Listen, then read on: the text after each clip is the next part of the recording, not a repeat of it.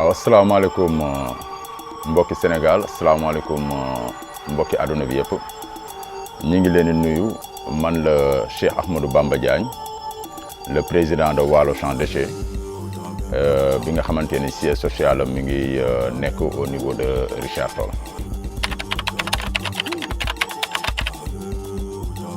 Bon ñun dañoo ñëwoon pour gestion des déchets ci festival bi. Gestion des déchets bi nag suñ ko waxee dañuy liggéey ci di def ay bancs écologiques à base de pneus mais si pneus yooyu aussi dañuy jël déchet bi nga xamante ni mooy déchet mixte bi suñ nee déchet mixte mooy fii sachet bi nekk fii këyit bi nekk fi fer bi nekk fi bouteille bi nekk ñu jël loolu yëpp remplir ko kii bi pneu bi pour que ñu mën a jël saleté bi nga xamante ni moom moo nekk ci moo wër suñu environnement ñu récupérer ko ak li ñu génnee ci biir marigot bi am foo xamante ni dinañ ko fa denc mu mën faa yàgg suñu xoolee matière plastique bi muy ci pneu bi muy ci yeneen sachet yi dañuy dund lu mat 3 à 4 siècles suñ ko waxee mooy 300 ans vers 400 ans léegi ñu ni ñun on a les compétences yi nga xamante ni ay jeunes lañ boole ay différentes compétences lañu boole compétences yooyu ñu boole nag ñooñu suñu àndee joxante seen loxo dinañ mën a gérer suñu déchet foofu aussi dama fa am lu ma fay wax Sénégal amuñu problème mu gestion déchet programme boo xamante ni bu adéquat buy permettre jeunes yi nga xamante ni ñu ngi yëngu ci compétences yooyu ñu dénk leen ko moom moo ci des nekkatul ay séminaire ak ay formation on a assez de jeunes yoo xamante ni tey ils sont déjà formés am na ñoo xamante ni dañ leen di initier rek ak xam-xam bi nga xamante ni moom la ñu yor ñu mën ñu jàppale ci liggéey boobu tey xool leen li ñu def ci marigot bi mais loolu ñu ngi ko tuddee point jeune bi kenn joxuñu ko dañuy ñëw xool foo xamante ni dañ fay tuur mbalit ñu jël mbalit boobu def ko ay accessoires yoo xamante nit ki mën na fa toog waxtaan mën na fa toog reer mën na fa toog connecté mën na fa toog def lu nekk xam nga ba pare am benn confort bi. Bon loolu nag su fekkee ni gis nañ ku ñu ci woo dañ ciy sawar moom loolu benn la ci pàcc boo xamante ni indi woon nañ ci festival bi beneen bi aussi ñu ñëwoon pour initier xale yi ndaw yi c'est parce que mënoo xeex pour réussir la protection de l'environnement sans autant impliquer les enfants et les femmes xam nga te fii tamit lu ñu fi dikkee gis nañ implication boobu noonu dañ ko fi fekk donc li ci des mooy initier leen ci li nga xamante ni moom la ñuy def. bouteille 1 litre bi suñ ko jëlee lan lañ ci mën a defar 20 litres bi lan lañ ci mën a defar 10 litres bi lan lañ ci mën a defar sachet yi nga xamante ni sachet ndox yi ñuy for lan lañ ci mën a defar loolu yaakaar naa moo nekkoon li nga xamante ni moo doon suñu taxawaay ci festival bi.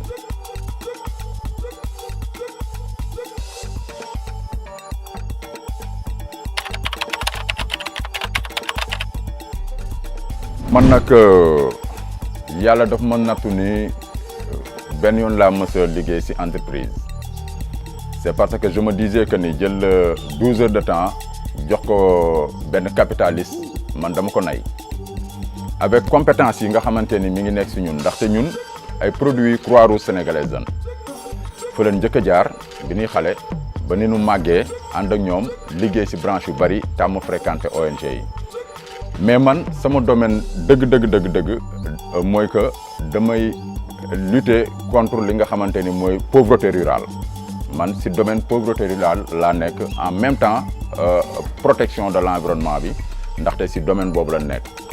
soo xoolee ONG yi ëpp yu ñuy liggéeyandool soit ci sensibilisation c'est parce que moniteur la ci li nga xamante ni mooy sur les techniques de communication muy wàllu nit ki nu muy approcher population bi nu muy waxee ak moom ak yooyu beneen bi tamit lutte contre la pauvreté rurale bi suñ koy wax toujours ci environnement ma ngay commencer ndaxte loolu la ñuy njëkk a ñàkk pour que mën a sàmm ba keroog ñuy am benn économie boo xamante ni dina toll ci baar bi ñu soxla loolu aussi bénéficié wu nañ ci ak ay partenaires yoo xamante ni liggéey nañ ci au niveau de Richard Toll benn dëkku pël yu ñuy wax Bardial bi ñu fa nekkee tamit bi ñuy liggéey ak ñoom ñëw nañ fa indi nañ fa alphabétisation ci seen langue pulaar indi nañ fa li nga xamante ni mooy la culture moringa oleifera ñu naan ko nebedaay ak bépp vertu boo xamante ni mi ngi ci moom rek def nañ ko ci ñoom beneen bi créer nañ leen aussi ay financement yoo xamante ni dinañ leen permettre ñoom ñu kii loolu nag moom mooy suñu domaine ndaxte ñun toujours bëgg na nit ki dund fu baax mais aussi bëgg na nit ki am si lu mu jàpp damay dellu si waat si foofu ndaxte si li ñuy yëngu li ci gën a taxaw actuellement nii ba tey su ma jógee mbaaw nii si loolu laay nekk mooy que xeex mbalit mu jeex Sénégal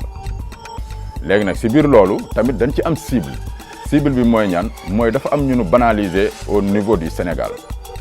calculer wuñ leen si lenn ndaxte tey sooy déglu rajo wala ngay lire journaux yi wala ngay dégg ngay am écho si entreprise yi wala keneen kuy jël duy jël def naan niveau nangam kon donc il faut nga am niveau d'étude bi il faut nga jàng wala ñu ni métier nangam kon il faut nga am métier léegi su fekkee ne ndaw boobu amul niveau amul métier donc ñun suñ société booleetuñ ko ñun nag si ñooñu leen concentré wu moo tax Waalo Champ Déchets dafa regrouper des compétences jël menuisier jël tapissier jël soudeur jël maçon gis nga liggéey yëpp la ñuy liggéey daanaka léegi si biir loolu suñu jëlee xale bi mu ñëw wala jeune bi si boppam mën nañu mag mën a tolloog ñun xam nga jeune daal ku toll ci liggéey suñ la jëlee nga ñëw dañ lay dugal si environnement boobu di la xool ba xam yow lan moo la gën a animé xool li nga gën a bëgg ndaxte nit ki soo koy jàngal ko li mu bëgg d'abord rawatina mag mais nag njàng mi nu bëgg a jàngal ñun jeunesse bi nii mënul nekk ndaxte ku war a daw dépense wala daw lu mu ndékkee suba teel soo ko bëggee jàngloo te du ci am dara du dem ñun nag même si ñaari pneu ñetti pneu suñ si commencé di la jàngal mën nga ci commencé am sa journée imagine toi xale boo xamante jeune boo xamante ni fekk nga ko muy teg ataaya nga ànd ak moom mu jàppale la ñaari pneu nga ñëw génne sa matériel si sa saak xam nga ñëw daal na ko daggal fii dagg mu dagg ba pare nga peintural ko mu nekk benn pot de fleur fi ngeen toog ngeen teg ko ne le nga jaay ko même su dee pot de fleur bi juróomi téeméer nga ko jaayee te moom deful benn frais lu dul forale la pneu ñëw nga jàngal ko ci waa kooku am na journée junni su amoon juróomi téeméer jël mais am na journée 5000 su baneen yoonatee ëllëg même su fekkee ni concentré wu si su demee ba banque rek dina xalaati fori pneu ñëw dagg ko nii la ma Bamba waxoon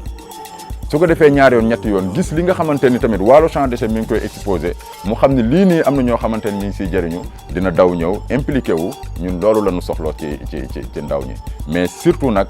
toujours dama koy bëgg di marqué jeunes yi nga xamante ni amuñu diplôme jeunes yi nga xamante ni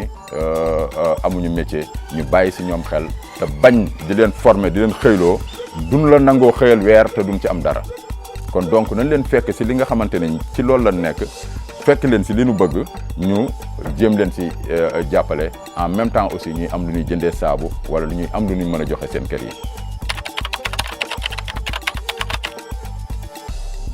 des fois nit ñi poser la question que ni pneu déchet la si pneu déchet la ndaxte soo xoolee liñ si liggéey rek nga xam ni biñ koy jëlee dañ ko fori woon fi ñu ko fori woon dafa nekkoon di denc ay yoo yow mi ko fa bàyyi romb ko jëloo ko defoo ci dara créel nga yoo bi ak yenn microbe yi néeg boo xamante ni moom la ñuy màggee loolu su fa jógee si ñan la jëm si ñun doomu aadama yi si ñun doomu aadama yi mu jëm si mën na noo wàll paludisme mën na noo wàll yeneen feebar yoo xamante ni ay feebar la yuy jàpp deru doomu aadama mu nekk ay góom ay picc wala leneen ak leneen ndax bactéries yi dañ ciy mën a nekk lu bari. léegi si biir loolu li ñuy wax recyclage mooy que nga jël benn objet jëlee ko ci àll bi lu nu sànni nga indiwaat ko valoriser ko recycler ko ba nga xamante ni nit ki dina ko mën a utiliser waat kon recyclage mooy jëlee li nu sànni li nit ki utiliser ba soxlaatu ko mu sànni ko nga jël ko récupérer ko valoriser ko daal di koy delloowaat si biir société bi ndax soo xoolee tey muy pneu muy bidon lépp luñ fi recycler rek danoo ramasser déjà si xaalam bi delloo si ko defaraat ko ba mu taaru joxaat ko nit ñi ñu utiliser ko kon loolu moom lañu mën a expliquer comme recyclage li ma siy dolli kay mooy li lay won loolu mooy les 3 R les 3 R mooy ramasser recycler réutiliser li nu sànni demal nga fori ko soo ko indee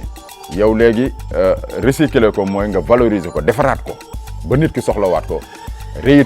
réutilisation bi mooy nit ki nga xamante ni mi ngi koy jëlaat di ko utiliser waat pneu yi dañ ko sànni woon léegi indi nañ ko defar nañ ko nit ñi ñoo fay toogaat comme espace public nit ñi ñoo fay toogaat comme des assises yoo xamante ni dina leen permettre ñu am benn confort bi. message bi may lancé mooy maa ngi sant képp koo xamante ni yaa ngi si biir Waalo Champ Déchets sunu toogaay fii tey ñoom la sunu visibilité seen compétence la xam nga di sant di gërëm aussi waa diwaan ji management c'est parce que tey li ma fi gis mosuma koo gis message bi nga xamante ni moom laa si gën a lancé aussi mooy que ñun ñëpp Sénégal tey man damay wax ni Leuz Diwane ji ni ma koy woowee mooy rappeur le plus thématique du Sénégal mais tamit moom mooy ni may woowee sama bopp laa koy woowee ambassadeur u environnement la quoi donc Mbao dëkk la boo xamante ni na si ñëpp bàyyi xel yàggatul dara ndax commencé na te tànk yi mu am nii tànk waaxu la te tànk waaxu moom ci daw la jëm te yaakaar naa ni instant bi nii ak allure bi nii première édition bi jàll deuxième édition bi troisième édition bi soo évalué chaque année am na lu ciy yokku xam nga donc kon Sénégal yëpp nañu xool ndaxte nit sooy royal lu baax amuñu lu ñu jaay tubaab bi si luxe ñoom ñoo ñu ko ëppale mais am nañ ay valeurs yoo xamante ni ñun ñoo ko moom suñ leen ko joxul ñoom amuñu ko donc li ñuy jaay nañu jaay lu ñu moom loolu surtout nañu jaay lu ñu moom mais nag di woo jeunes yëpp di leen wax ni Sénégal Champ Déchets c'est possible bu nu xaar kenn ci lenn bu nu xaar kenn ci dara.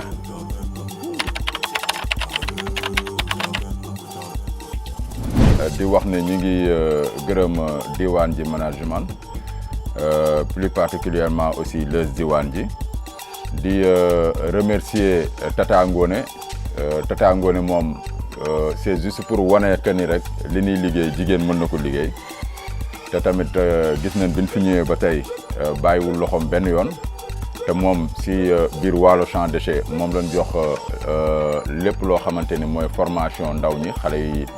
am 5 ans ba jàpp 15 ans kon gis ngeen ni ba mu fi ñëwee ba tey mi ngi sur le terrain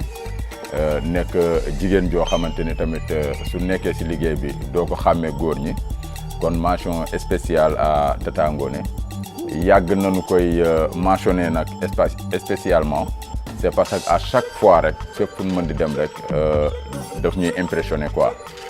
mooy li ma doon wax rek mbëggeelam mooy kii foofu mais daal li may gën a tëjee mooy que nanu jàpp ni Mbao Champ Déchets aussi taxaw na Mbao Champ Déchets c'est parce que jeunes yi nga xamante ni àndoon nañu ñun ñëpp bénéficier woon nañu expérience bi xam nañ aussi ëllëg su déchet amee si dëkk bi nan lañ koy solutionner quoi kon maa ngi leen di sant di leen gërëm di wax ni festival bi yàlla nañ ko feete ay at te muy màgg comme ni mu kiiwee ba nga xamante ni partenaires yëpp dinañ ñëw dugal ci seen loxo mu nekk festival bi gën a rëy ci Afrique nekk festival bi nga xamante ni moo gën a rëy ci àdduna bi jërë ngeen jëf merci beaucoup.